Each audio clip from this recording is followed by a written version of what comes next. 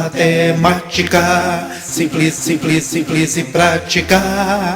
Olá, seja muito bem-vindo ou muito bem-vinda a essa videoaula. Eu sou Dimas, professor de matemática, e estou aqui para compartilhar conhecimentos matemáticos com você, aluno ou aluna motivada que quer aprender um pouco mais. Venha comigo. Nessa videoaula eu vou abordar o tema matemática financeira, mais especificamente juros compostos fracionados. E essa questão eu trago aqui atendendo a um comentário que foi colocado em uma videoaula minha, que dizia o seguinte: professor, poderia fazer essa mesma questão sendo 10 meses? Posso, porém não é mais apropriado para resolver esse tipo de questão. Como na questão que houve o comentário eu apliquei a fórmula do Price, vou fazer o mesmo aqui.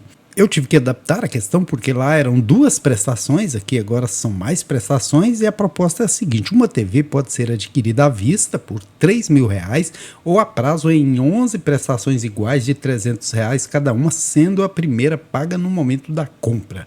Ao optar pela compra a prazo, qual será a taxa de juros compostos aplicada no financiamento?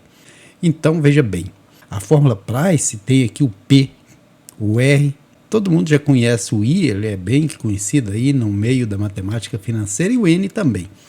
Agora, nós temos que saber o seguinte: esse P significa o principal, esse R significa prestação, não é mais com P porque já tem o principal com P.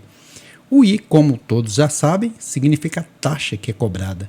E o N, o número de prestações, o número de meses. Veja que a TV custa R$3.000, porém, se a pessoa paga R$300 no ato da compra, veja que sendo a primeira prestação paga no momento da compra, na verdade, o que vai ser financiado não são esses R$3.000, são apenas R$2.700, porque 300 foram pagos no momento da compra e não pode incidir juros sobre eles, né? A prestação, o R aqui, vai ser de R$300. Agora, qual será a taxa aplicada? Aqui que é a parte que a gente vai trabalhar. Então, vamos substituindo aqui o P, o principal, é 2.700, porque dos 3.000, 300 foram pagos na primeira prestação. Nesse não incide juro. Depois vem aqui 300, que é a prestação. Aqui nós temos o I de taxa. Onde tinha I, continua I. Por quê? Porque eu não sei quanto que é essa taxa, inclusive é a única coisa que me falta, né?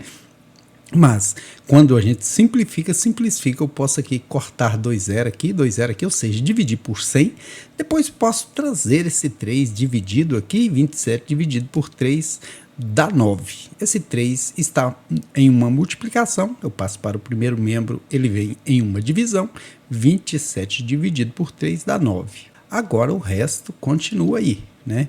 Eu preciso agora, nesse caso, como eu estou utilizando a fórmula Price, eu vou ter que fazer algumas tentativas. Um problema desse, geralmente ele não cai num vestibular dessa forma, porque você tem que ter uma calculadora científica. Não há como você resolver esse tipo de problema sem ter uma calculadora científica. Também tem outros caminhos, mas eu estou resolvendo pela fórmula Price porque foi um pedido, né, no comentário.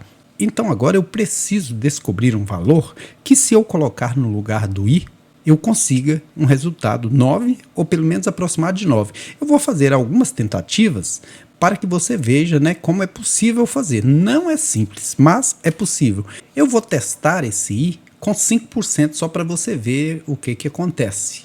Então vou colocar aqui 5%, elevar a 10ª potência para ver o que acontece. Depois dividir por 5%. Na calculadora científica tem esse lugarzinho aqui, ó, x elevado a y.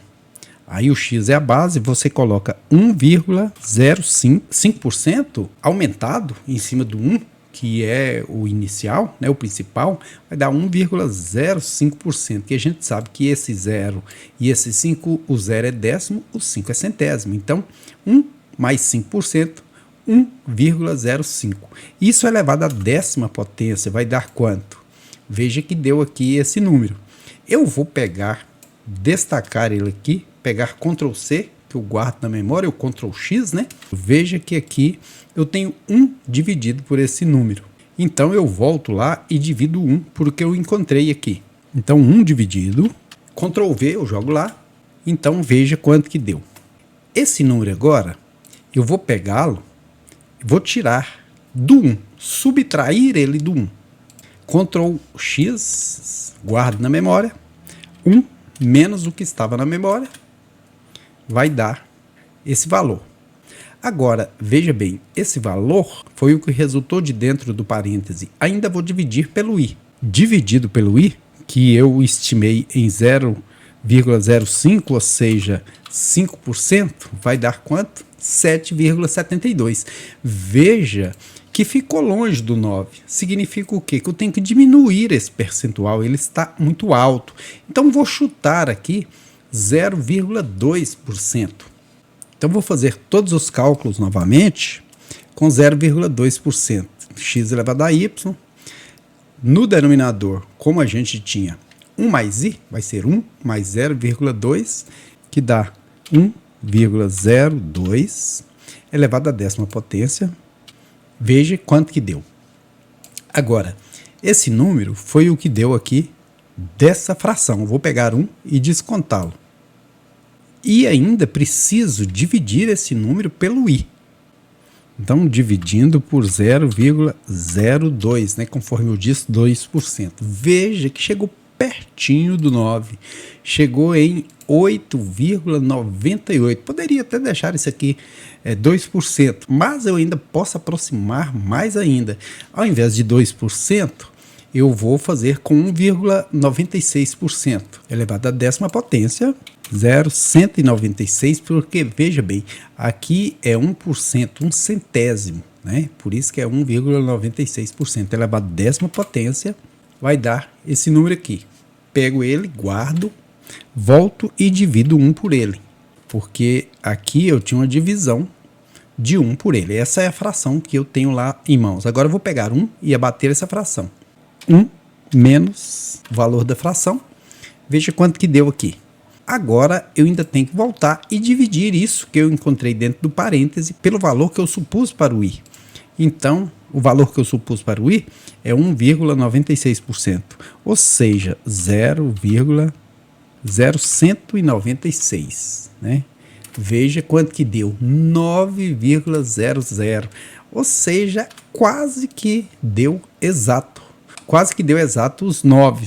Sendo assim, como eu usei no lugar do i, sendo assim, a solução é a taxa de juros compostos cobrada no financiamento será de aproximadamente 1,96%. Veja que quando eu utilizei isso para fazer o reverso, né, chegou praticamente no 9. Se você quiser tirar a prova, você vai lá na calculadora científica, pega esse valor, eleva a 10ª potência, divide 1 pelo que deu, diminui isso do 1 e divide por 0,196, que você chega em aproximadamente 9. É um caminho um pouco complicado, mas para quem está com a calculadora científica na mão, é tranquilo para se chegar a esse percentual. Estou trazendo, não porque esse seja o caminho mais simples, estou trazendo porque foi pedido no comentário, e é sempre bom a gente entender, a gente saber quanto se está pagando de juros. Até que aqui não é um dos índices mais exorbitantes, mas tem casos aí que o pessoal chega a cobrar 4% ao mês, é um absurdo. Enquanto a caderneta de poupança rende aí 0,5, 0,6, isso aqui também já é um pouco elevado. Venha já, estudar, aprender e fazer o seu sonho acontecer.